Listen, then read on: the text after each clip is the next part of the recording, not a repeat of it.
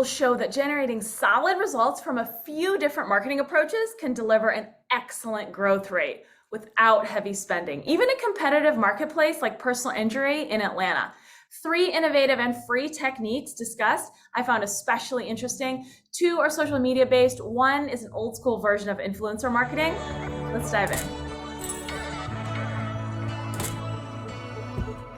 Hi there, welcome back to the Grow with Cara show. Today we continue our interview series with successful attorney marketers. We're taking a close look at what's working, what's not, the specific steps these attorneys took to get to where they are. And remember, these are simple steps that you too can follow to get on a similar path to growth.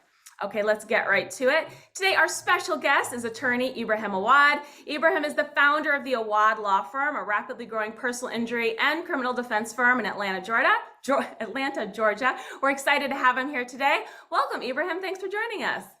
Thank you so much for having me.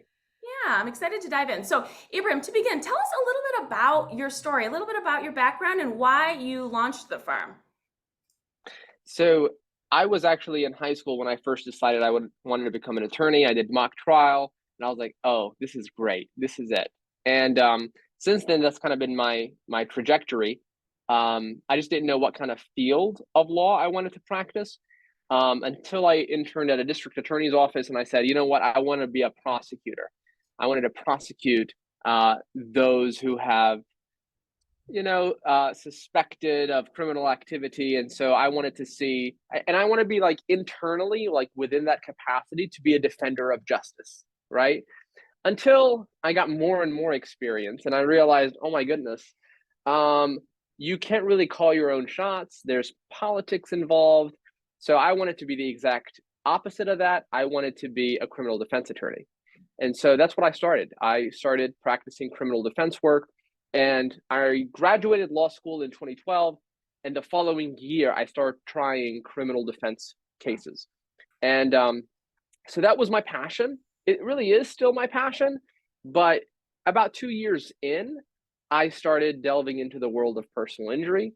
And I saw that was in another way standing up for those who are oppressed. Whereas the oppressor was maybe the government who had overreached and accused somebody of things that they really had no evidence for. Here, insurance companies, it's even worse. It's like we pay them our hard-earned money to protect us, and we pay them for years. And then when we need them, when the situation arises that, hey, I need your help now, they come up with every excuse in the book to get out of it. And so I was like, whoa, that is on another level of bullying. Right. And so I resonate with that. I was bullied as a kid, maybe like 99% of the population. But I was like, you know what, standing up to bullies, insurance companies, that's going to be my new thing. I still do some criminal defense work. In fact, I'm going to be in court tomorrow morning for a criminal matter, because there's joy in that too, because there's nothing like having your client walk out of the jailhouse where you've just exonerated him or her. But it's much less of my practice these days. For the most part, I must say 99% of my practice is personal injury. Well, that sounds like a pretty powerful mission. I love it. So how big is your team? How many attorneys and support staff? We only have 2 attorneys. It's me and Bashir Hassan, 2 attorneys, and the rest are support staff, and the rest is 13. So we have a 15 member practice. The majority of them are here in the States, and then a few of them are overseas in Nicaragua as our virtual staff. So 15 total. What type of work are the virtual assistants or the virtual staff? What type of work are they handling? Intake and filing claims. So intake is very, very important, especially because we have an office in Dalton, Georgia, and many of our clients are Hispanic. And so we need Spanish-speaking intake staff, right? So they handle those calls. So when a person calls the firm, there's a call group that includes those VAs. And so they can get to the call very, very quickly. And then secondarily is really following up with insurance companies and getting information that sometimes they drag their feet on. So those are the two types of things that they work on. Smart. Yeah, I think that's good advice. Sometimes I know the attorneys watching, it's difficult to kind of figure out who should be my next hire, right? How am I going to scale this when in actuality there could be a really good opportunity to kind of go that VA route and scale that way. I like that. At what percentage pace is the firm growing? Based on last year's revenues, 2020 to 2021 to 2022, it's been around 25% increase. So we're pretty happy with that. We're not trying to really floor the pedal to the metal. We value culture a lot at the firm, and there have been difficulties with finding the right people that are compatible with you. Sure. And so, like, for example, when speaking about culture, because many people ask me this, like, how do you find the right people? How do you know if they're the best fit? One of the things that we do at the firm is every morning at 9 a.m., we're on a platform called Clubhouse. It was kind of really popular a couple of, I would say, a year or so ago, and now it's kind of died down. Pretty much it's live audio. Anybody can join. And we have a session every morning at 9 a.m. Eastern Standard Time called Morning Motivation with the Awad Law Firm. So it's a really cool thing that we started right around the onset of COVID, because we weren't, really in each other's presence. And so we didn't really feel what the other person was going through, and the synergy of the team was not really there. And so we said, hey, let's start something new. We initially started it on Zoom, and then we migrated to Clubhouse and said, let's open it up to everyone.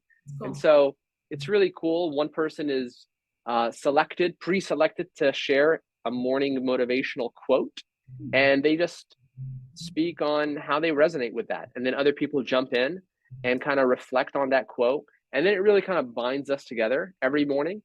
And throughout the day, we all use the same, firm management software. So we're always checking in on each other, because, the work family, we spend more time with one another than our personal families. And so if we're not on the same page, it's really hard to get things accomplished, because a lot of times somebody has to be there for the other. People need to know, like, when I'm not feeling well, or something is going on personally in my life. So we're a big proponent of, in your discretion, obviously, share what is going on so people know kind of how to gauge your accountability.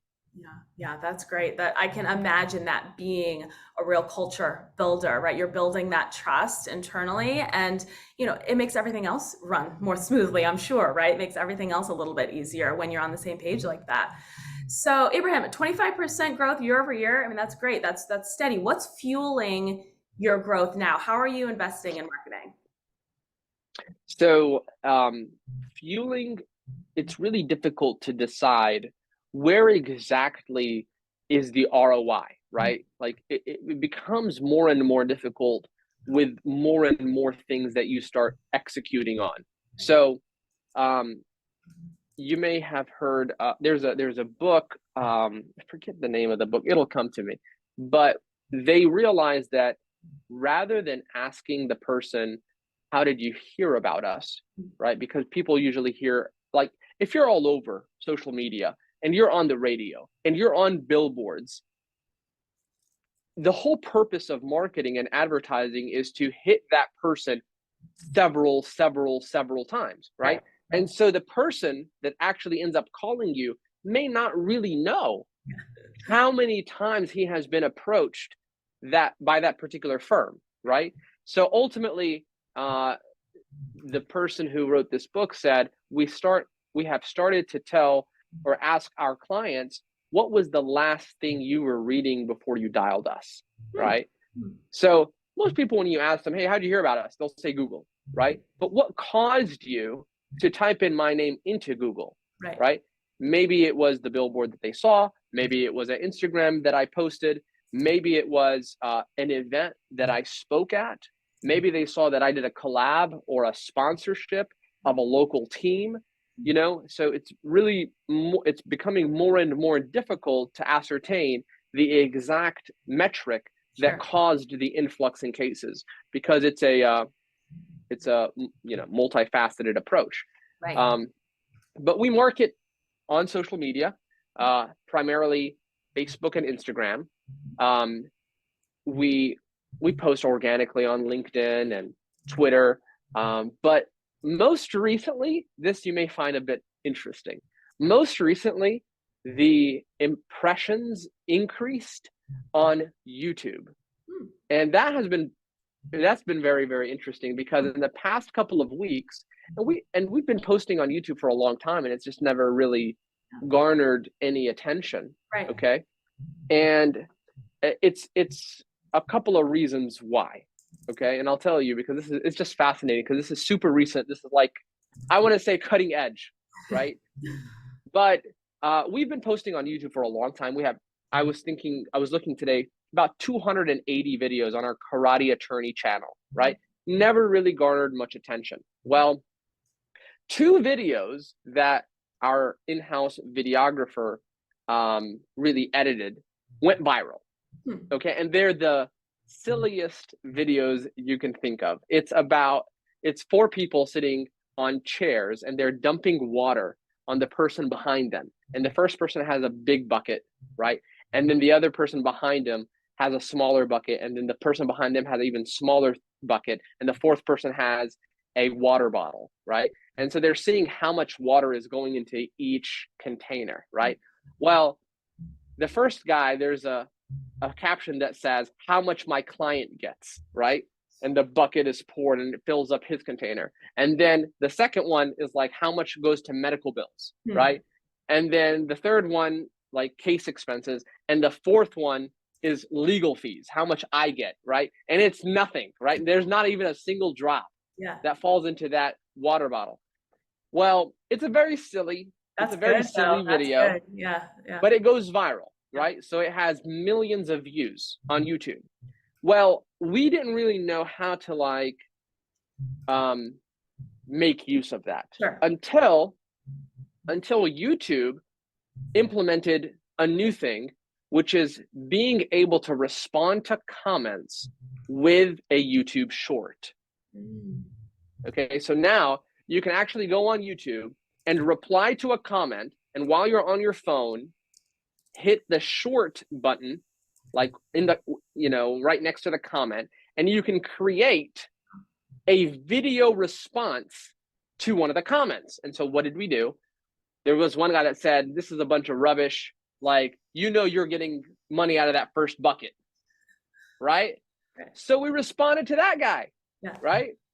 And we explained, like, here at the Awad law firm, yes, we do get paid, but we promise that the client gets paid more than us. Okay, even after medical expenses are paid, case expenses, legal fees are paid, we assess the case that what is the client going home with?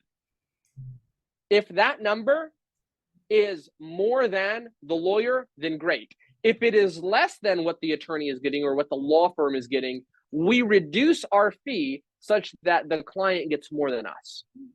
Because we feel that at the end of the day, we should get paid, right? Nobody disagrees with that. But it's not fair for the attorney to get more than the client. We should get paid as their advocate, but not more than the injured.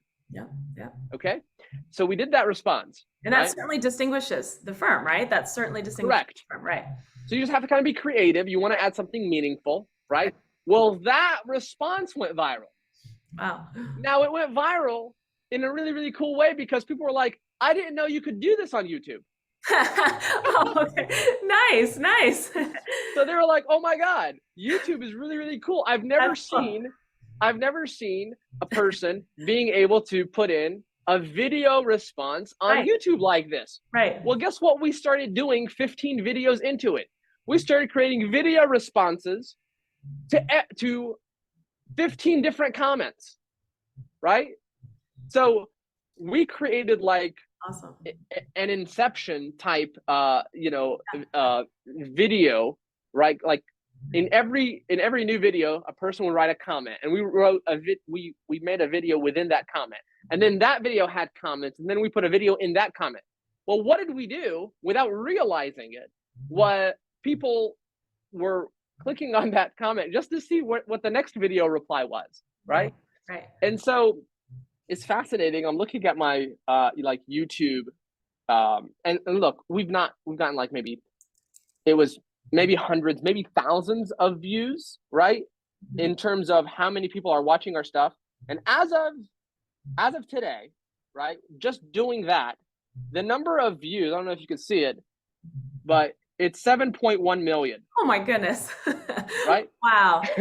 Wow. 7.1 billion. And when did you post that? It's, how long ago? It's been a couple of weeks. Wow, that's It's crazy. just been a couple of weeks. Wow. Wow. And it's at 6.22K subscribers. And we're like, we've been struggling getting like 100 subscribers, right. You know? Right. But it's doing something different.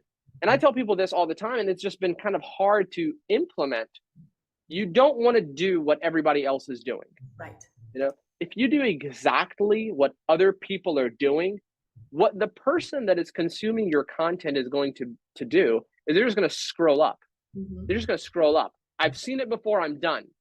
So you got to do something different. And so the difference here was making short, like YouTube short responses to these videos and just having fun with it. And it was like crazy because, you know, I'm in our studio, we have like a backdrop, we have lights, we have our nice marble, you know, table, and it's soundproofed in here. And we would like try to come up with really interesting stuff to say and really cool ways of doing it. And we'd spend hours, we'd spend hours trying to figure out what we want to talk about. And then we made something so silly within minutes. Yeah. And we're like, what the hell have we been doing? Right. We should have been doing this all along. But obviously, all you needed was a bucket of water. That's all. All I needed was a bucket of water, right? But obviously, you know, you have to kind of go through that hard stuff that doesn't yield the ROI that you anticipate. But we just kept grinding, and you know, obviously, we have over 280 videos. But it was like at the 260th video when things started, you know, picking up. Well, also too, I mean, it's important to have a mix of content, right? Content type, right? You can't just have all, you know, water dumping videos. Of course, now that you have those eyeballs, then you'll get additional attention on all of the content that you post, right? So that's really smart. So I love this shorts, you know, YouTube shorts response to comments. You know, what if an attorney watching doesn't have that video that goes viral, right? So, you know, even do you think it would be effective even if they have a single comment, or, you know, what would be your advice in that situation where they're kind of trying to get to that point that you described? So one of the easiest ways of having a video go viral is finding another viral video and like stitching it, right? That's one of the easiest ways, okay? It just so happened that there was this one video that went viral, but it had virality all over it, right? We just changed it up and kind of made it appropriate for what we're trying to say, right? The client is getting a lot of money. The client is getting the most money out of this bucket, right? And I'm not getting anything. Obviously that's exaggerated, but we found a viral video and we changed it up a little bit, okay? Now, if you are just struggling and aren't getting a lot of comments, the biggest overlooked mistake that I see is you're not responding to the comments. You're not responding to the people that are already commenting on your stuff. Yeah. Respond to the comments. I mean, a big part of being on social media is being social. Right. You know, you have to engage. And that's another part of, I think, the success in the engagement is that people commented. You could see this. I have never seen a content creator respond to every single comment. And that's what I've been doing. Wow. You know, I've just been like on my free time, right? I just need a break. I'd go onto YouTube and I'm seeing like what people are saying and I'm just responding to them, and not just like fire emojis or clapping emojis, but I'm actually adding something to it, right? Yeah. And here's the thing too. Naturally, in everything that you do, you're gonna get some hate. Okay? Respond to the haters, right? You got to use that energy. That attention is important. Respond to them in a way that is reflective of your own moral code, but respond. Don't leave it hanging. So use that energy and respond. You know, if you're in a snarky mood, you know what, it's okay, be in a snarky mood. But respond to all of it. One thing that I have done that's a bit different, because I was among the group of attorneys who looked at social media initially and said, I don't know about that. I don't know if I can be like silly. I don't know if I can. I'm a professional. At the end of the day, I'm doing serious stuff. I'm doing serious work. At the end of the day, I handle catastrophic injury and wrongful death cases. And that's not reconciling with the video of people dumping water on themselves. That doesn't jive well for me. So what I did was I created two different accounts, right? One for Awad Law Firm. Yeah. So one for Awad Law Firm, right? Where I can post serious stuff, opening of my office in Dalton, Georgia, team stuff, even settlement information that has been allowed by my client to be disclosed. And then I have Karate Attorney. Okay, Karate Attorney is me. Okay, so people are like, what is Karate Attorney? What is the Awad Law Firm? The Awad Law Firm is the firm. Karate Attorney is Ibrahim Awad. Just like think about Dwayne Johnson. He is The Rock, right? He's not Under Armour. He's The Rock, right? The Rock is his brand. So similarly, Karate Attorney is me. I can post about personal stuff, funny stuff, serious stuff, non-law related stuff. I can do that. I put stuff on I tag Awad Law Firm sometimes, right? But Awad Law Firm is its own entity and Karate Attorney is its own entity. And that's how I find I was able to take advantage of social media by putting forth my own self and it reconciling at the same time with the professional appearance I wanted it to have for my firm. I'm glad you mentioned that because that's a very common objection that I hear is exactly what you just described, right? I'm a serious attorney doing serious work for my clients, right? And, oftentimes they're seeing attorneys, sing and dance on TikTok and that might not jive. So I think that's very interesting. Your, at Karate Attorney allows folks to get to know you, who you are as a person, who you are as an attorney too, but really like helps you kind of build that trust. I think it is very interesting because many of my guests, there's been, conflicting, like, should we put everything on one account? Should we separate it? So I do think that is very interesting. Now you're getting the views, you're getting the engagement. What about the leads and the clients? Are you actually generating quality prospects and cases through social media? Tell us about that. So that's kind of goes back to the first point is it's really hard to tell. Okay. People are calling our office. People are signing up, but we're on Instagram, Facebook, Snapchat. You can find me at Karate Attorney on Snapchat, on Twitter. Now Twitter, like for me is like pretty non-existent, but like, we're still on there, on LinkedIn, on billboards, collaborating with other local influencers, if you will, people locally. We're sponsoring a lot of baseball and soccer teams. We have the Awad Law Firm Scholarship in Dalton State College. Okay, where I graduated. It's a community college in Dalton, Georgia. So we have that scholarship. At the end of the day, a lot of people tell us Google or billboards. But do I truly know exactly how they're coming to us? You can't really tell. Now, we do get lucky every once in a while now I know like a person responds to me on Snapchat and says, hey man, I got in a car accident.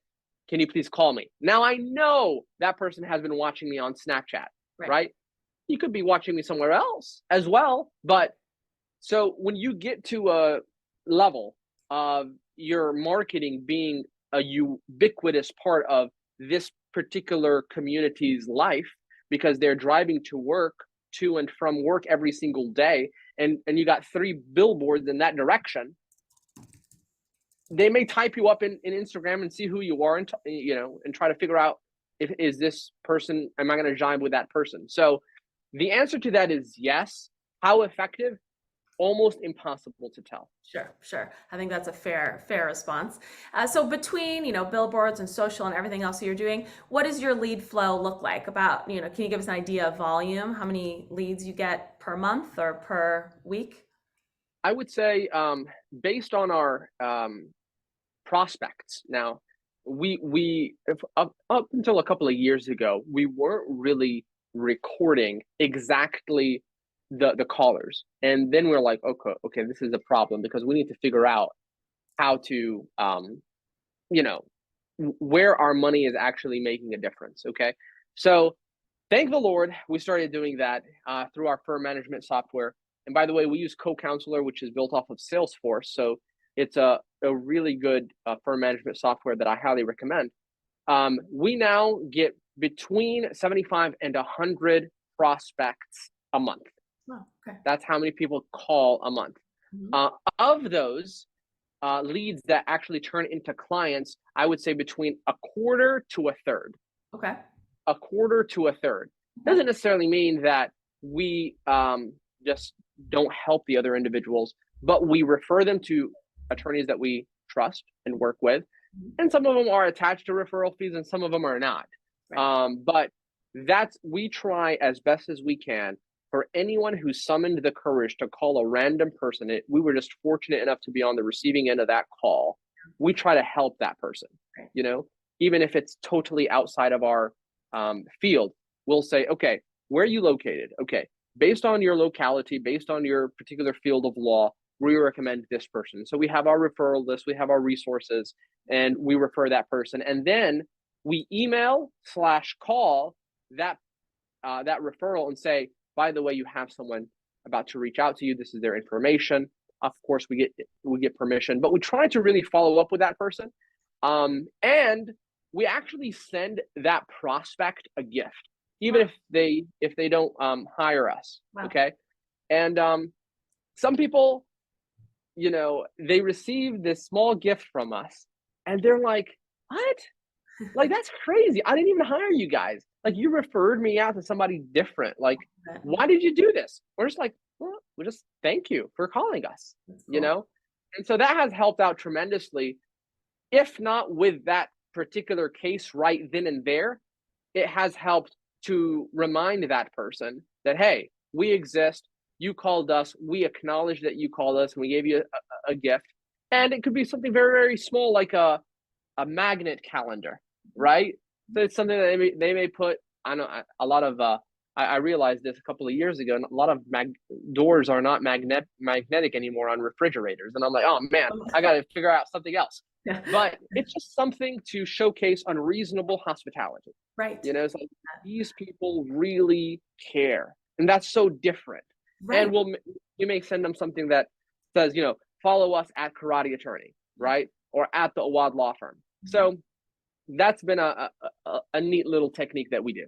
And you're fostering so much goodwill, right? Even just from a customer service perspective, you're taking care of those prospects who may or may not retain your services. And that can go a long way. It may seem like common sense to you, but it is so rare that law firms go out of their way, frankly, to really, kind of make that distinction. That's great.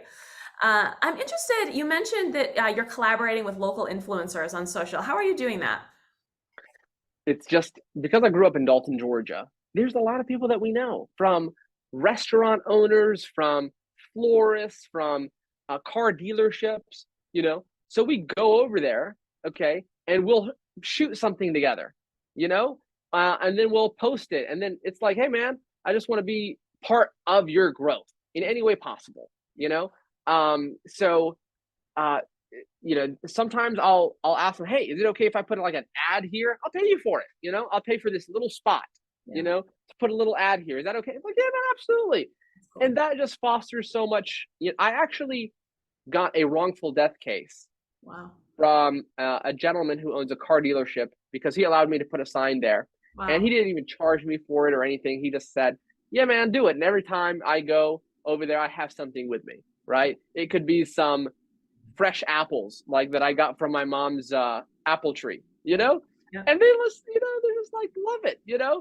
And so it just so happened that a friend of mine who actually I knew talked to him about me and said, hey, this happened to one of my family members. What do you think about it? He's like, yes, definitely talk to him. And that was a wrongful death case that we settled for, confidential, 7-figure amount. And it was just really building upon the relationships that you already have. I Yes. think that's one of the biggest things that attorneys overlook, is that everyone already has a bunch of resources. Everyone is already part of a church group, a synagogue group, a mosque group, a civic organization, whatever the case may be. Do those people at least know what you do? Yeah. Do they know? Right. Because if they don't know, you haven't even begun to scratch the surface. Yeah. Those people know you and trust you already. Mm-hmm. You are trying to hit up a different community that has no warmth associated with you. These people are your bread and butter, right? They have your back. They actually want to see you succeed. Right. Have you given them some time?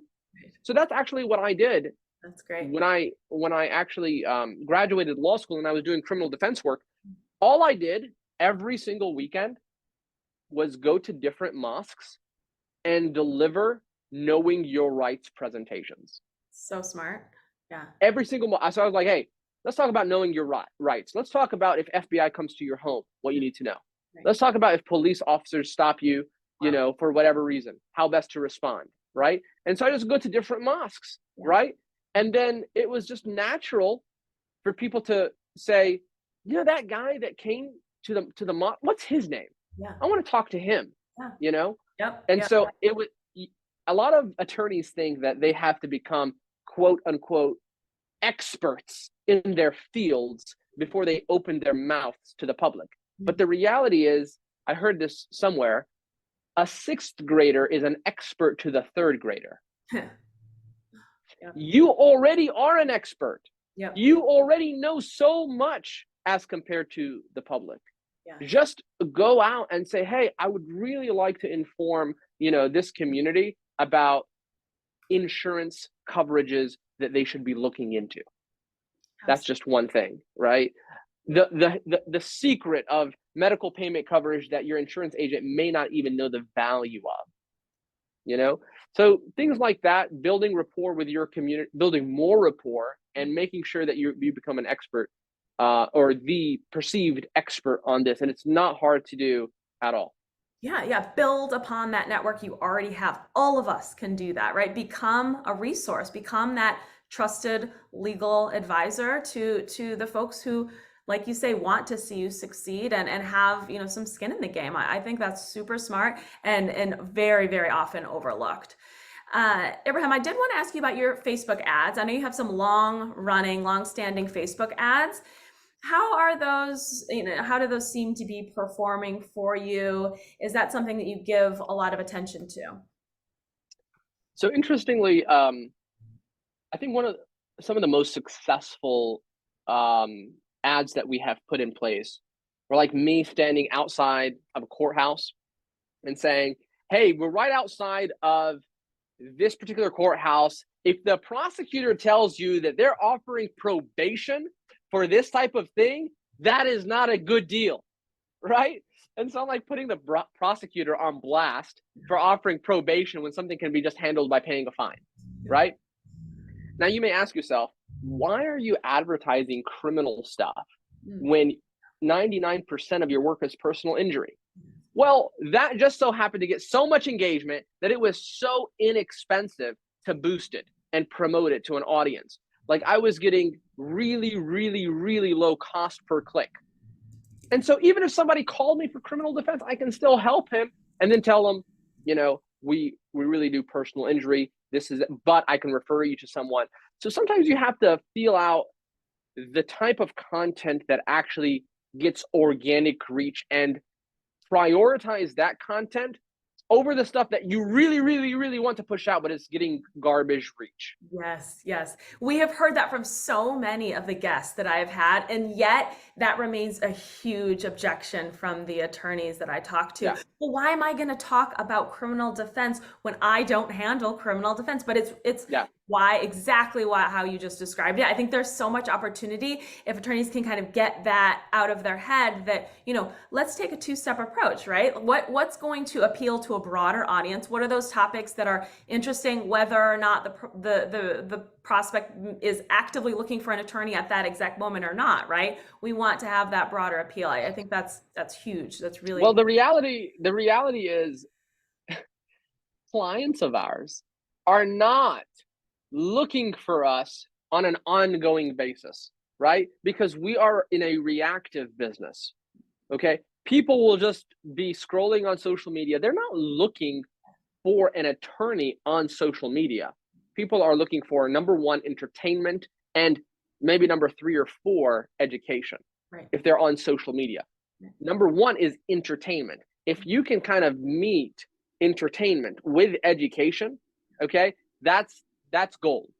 But a lot of us have a hard time merging the two.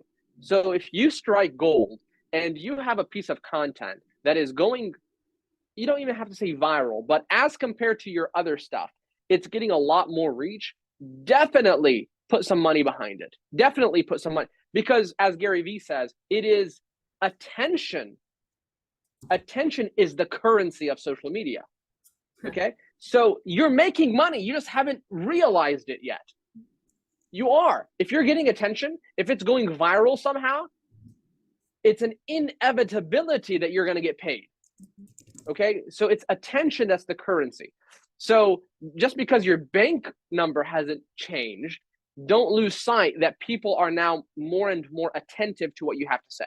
Right. Right. So, yeah. So it's bizarre, right? It's interesting. It's fun. It's different. Right. And I encourage attorneys that are starting out, like people these days, they're not into the formal elitist type perception that attorneys give off sometimes, right? Those are really cool videos, right, of you walking in slow motion in front of a courthouse and the American flag waving in the background. Listen, I got those too. Okay. They're a great ego boost. I still like watching them to this day. Okay. But people are not going to watch those over and over and over again. And I tell people, hey, what's your favorite movie? And they'll say this movie. And I'll say, how many times have you watched it? And they'll say, maybe 50 times. And I'm like, fantastic. Your ad is nowhere close to the best movie that they love, right? And so they're not going to watch this 50 times. They want something brand new. They want something novel. And if you can humanize yourself and you can show that you're accessible, which has been the thing that we're all trying to overcome, but social media gives you that avenue. That's what you're trying to do. So I am wearing suits in some of my social media stuff. Sometimes I'm just in a hoodie and then I make fun of it. I'm like, my apologies, my subscribers. I'm underdressed today. Not undressed. I'm underdressed today. But anyway, let's get to it. And I'll do some weird stuff. Like I could be in my house, in the bathroom, brushing my teeth, and I'll go live, while I'm brushing my teeth. Like, what the hell is this guy doing? I'm like, what's the matter? Yeah, right. Yeah. It's different. Right. Yeah. So you mentioned putting a little bit of money behind those top performing videos. Yes. We're not talking about a big budget, right? I mean, you can get traction with a pretty modest budget, correct? Hey, Dennis Yu, baby, $1 a day strategy. If y'all heard of Dennis Yu, $1 a day. I mean, it's super, super simple. Even on TikTok, I think the least you can put on TikTok is $5 a day. Okay. But hey, just put it. So like every week my videographer comes in and I'm like, hey man, how we doing on TikTok? And we've hit a plateau on TikTok. We just cannot go above 67,000 followers for some reason. I don't know why. I did have a couple of like account warnings on TikTok because I put some car accident cases and they're like, oh, this is too graphic. So maybe that's the reason. I have no idea. But I'll say, hey man, what did well? And he'll say something. I'm like, hey, okay, we're gonna put $35 behind it from now until next week. And then next week, he'll come by and he'll say, hey, I'll say, what did what? And I can look at it too, right? And we'll just keep putting $5 a day, right? And it's not much at all. On social, on Facebook or Instagram, we'll probably put $1 a day, maybe sometimes a little bit more, but yeah, nothing crazy. I mean, out of my revenue, and I just did this calculation. So total total advertising is 10% of my revenue, right? 10%, right? Half of it is actually in billboards. Okay. And, as I said, they're not billboards just everywhere. They're not in Atlanta. Way too much crap going on in Atlanta to be advertising in Atlanta, and billboards are crazy expensive. But in Dalton, Georgia, my hometown, right, we have billboards there. Okay. And they're around my martial arts studio where I grew up, right? I went to that martial arts studio. They're around the mosque that I attended. They're around my office, right? They're around the a road that we always travel down, right? So they're all strategically placed in Dalton, Georgia. That's actually half of my advertising budget. Okay, but I'm like a local celebrity up there. Yeah. Because people think I'm everywhere. Right. To them, I am everywhere. Right. But if they come to Atlanta, if they just live in Atlanta, they wouldn't see any billboards down here. Yeah. But so you have to kind of, and it started as a fluke. There was a really, really good spot that I wanted a billboard. It was super expensive, and I had it up there for like 3 years, and I wasn't really getting much of an ROI. And just so happened, my mom one day said, "Every time I see your picture on that billboard, I make prayers to you. Yeah, I make prayers for you." Right? And I'm like, hey, if I'm getting prayers from my mom, just not having a billboard up, that's great ROI. That's great. I love that. That's the best. I love it. And here's the other thing that people I think sometimes they lose sight of. Not everything is a monetary ROI. Yeah, right. Okay. Right. So even past clients I'm benefiting from by saying, oh yeah, that's the attorney that represented me. Right. Or even if I go into a courthouse and say, hey man, I see your billboards everywhere, and I'll make a joke, say, man, I don't know who's responsible for that. Yeah. And so it builds a bit of credibility, right? Right. So it's different. You cannot measure every single thing on a spreadsheet. The rapport, the reputation, the brand, all those things are interconnected. And I know when you're starting off and money is tight, you're seeking a justification for every dollar that is spent. Understand this: brand building is a more amorphous concept, and you have to, if it wasn't going to pay off in the long run, you would not see Morgan & Morgan doing it. You would not see other, the biggest firms doing it. But it doesn't mean that you should do it the exact same way. You have your own unique assets. You somehow, in your development from a child to now, you have a unique set of skills. Utilize them appropriately, and then and do what's best for you.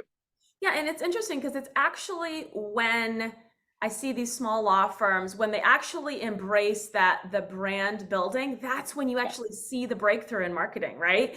Whereas as opposed to, like you say, trying to have this direct through line for, ROI, everything tracked on a spreadsheet, where that's quite frankly impossible, as you say. And it's when they're really embracing that brand building, that's really when things start to happen. That's great advice.